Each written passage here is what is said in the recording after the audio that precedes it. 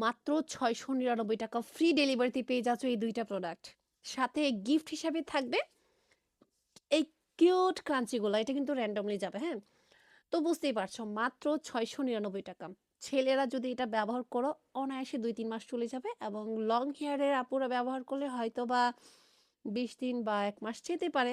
I don't know এটা হচ্ছে যার যে হেয়ারের উপর বা ব্যবহার বিধির উপর নির্ভর করবে। এটা সিউরলি বলতে পারি না।